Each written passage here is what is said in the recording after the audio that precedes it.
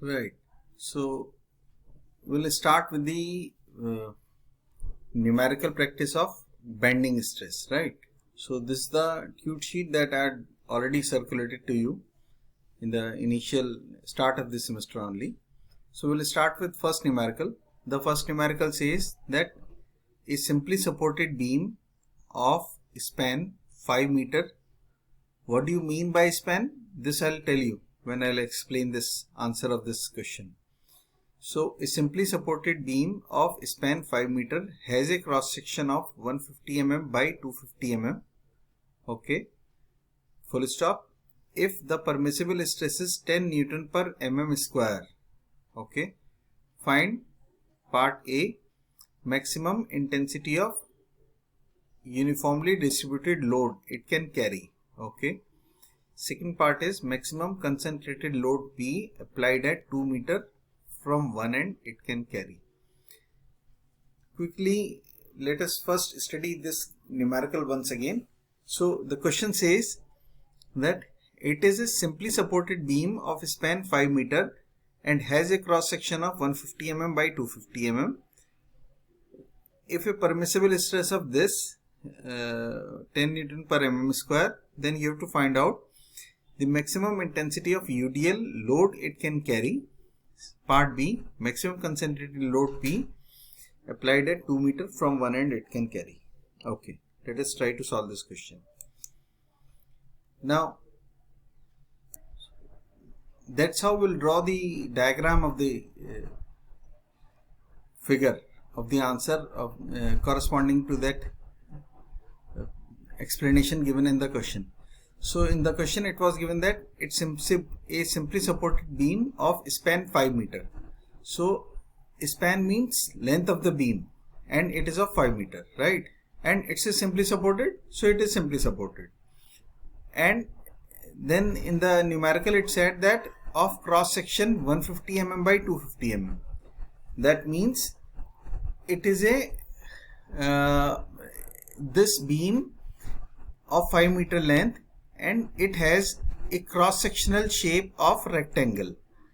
That cross sectional shape of rectangle, now there are two possibilities of it. Possibility number one is this one, possibility number one is this one, and possibility number two is this one. What do you mean by this?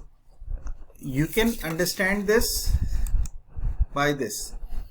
Let us say this is the rectangular beam and it is simply supported like this. Now there are two possibilities of this.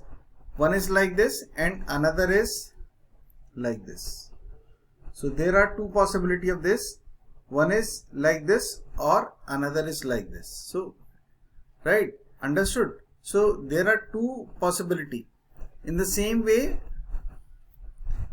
it is shown in this that in one case the diameter of the 250, the larger side is in vertical position. In the other way, the smaller side is in vertical position. That's how this will be. So now after this you have to draw you have to find out which one is correct. Whether it should be of this type, whether it should be of this type, this is what you have to find out. That is still a question. Then he's asking maximum intensity of UDL load it can carry. That means for this beam, it will experience this type of UDL and he's asking you W. Right? Okay. Then in the formula, it is given that whatever formula I have formula is M upon I is equal to sigma upon Y is equal to E by R. Now, if I choose even this formula M upon I is equal to sigma upon Y, then also the problem is I do not know what is the value of M I should take. I do not know what is the value of I should take. Even though I know what is the value of I have to take, but problem is if I got this concept clear that whether the rectangular beam is placed like this or rectangular beam is placed like this, then I can get the value of I. But because that situation is not clear, that is why I cannot comment upon I. same way I cannot comment upon y, right? So as of now, in this out of these four variables, there is m, I, sigma and y. 3 are in problem and only one I know, that is sigma. That is already given. Okay, let us understand these concepts one by one, right? As I had already shared you earlier that z is the one of the most important parameter in this case, and z is defined as I upon y. So what we'll do is we'll calculate the I upon y for this orientation and I upon y for this orientation also. So in this case I try to calculate I upon y for this orientation and found out that z is equal to I over y, and for this orientation I is equal to 250 whole cube into 150 upon 12 divided by y. Y means distance from neutral axis to the outermost fiber. Distance from neutral axis to the outermost fiber, right? So this has given me value of z in first case. Whereas for second case, the value of z is I is, this is the second case. In this, the shorter side is in vertical position. So it is 150 whole cube into 250 upon 12. And that too divided by 150 divided by 2. And if it is so, the z is equal to 150 square into 250 upon 6.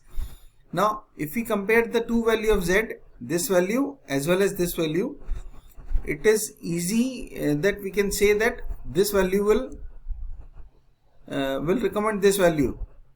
That means this should be the correct orientation for z. That means my rectangular beam will be like this only.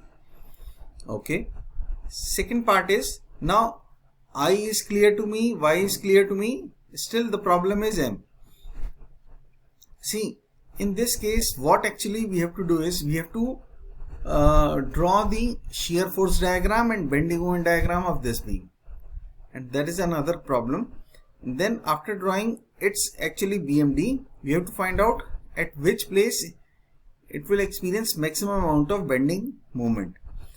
And in this case, because it's a symmetrical structure and easy structure, I can say that it will experience maximum amount of bending moment at the middle point.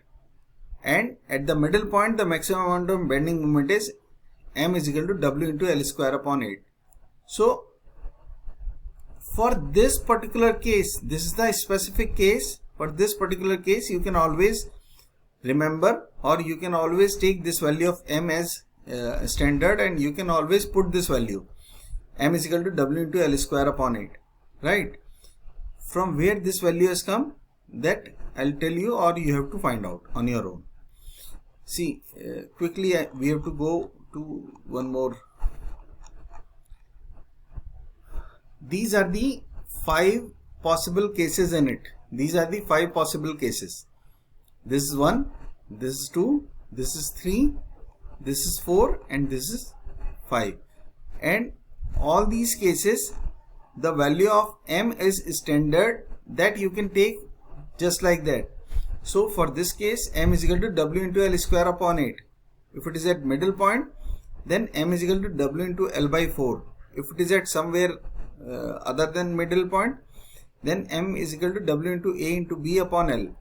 If it is a cantilever and if it is placed anywhere, then m is equal to w into L. If it is a cantilever and if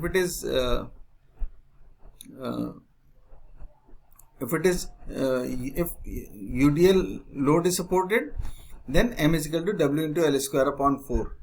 Now please try to calculate from where this value of m has come and from where this value of m has come, right? You should calculate it now. So let us come to this numerical only. So from this, the solution, m is okay for me, w into L square upon 8, I, y and sigma is already okay. So let us transfer values to it. So m upon I is equal to sigma upon y, or m is equal to I upon y into sigma. and I upon y is z. So value of z I can always put, and m w into L square upon 8. Now value of L is meter, right? Okay, so we have to take this into account, whereas on the other side in this all values are in millimeter, right? So in this what I'll do is, since this value is UDL and this value is Newton per meter, right? So out of 2 meter, matlab 5 meter multiplied by 5 meter, I'll change 5 meter into 5000 mm, so that on this side it is mm cube divided by mm square. So mm square will cancel this mm cube, and on this side we'll get only 1 mm, and that 1 mm can be cancelled out by this mm, so that we'll get so that our units will be matching with each other. And then W is equal to this, and that's how we'll solve, and we'll get the answer as 5000 Newton per meter or 5 kilonewton per meter. So this is the answer for first numerical, for first part. For second part, he is saying maximum concentrated load P applied at 2 meter from one end it can carry. So that means for second numerical, we'll get this type of diagram. If we get this type of diagram, then m upon I is equal to sigma upon y, or m is equal to this, and m in this particular case, because this beam is loaded like this, so for this type of beam I know formula is W into A into B upon L. In this case A is equal to 2, B is equal to 3 and L is equal to 5, okay, or m is equal to 1.2 of P, and I'll transfer these values into this equation and I'll get the value of P as 13020.833 Newton or 13.02 kilonewton, and that is the answer of second part. Is it okay? So in this numerical, or while solving numericals of this type, you have to be very sure that you should draw minimum 2 figures. 2 figure is, one figure should be of type of beam and what type of loading this beam is experiencing, and another figure is what is the side view of this beam, right? So you should draw in one question figures of 2 types.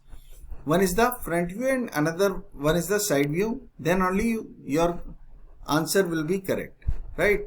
Okay, thank you.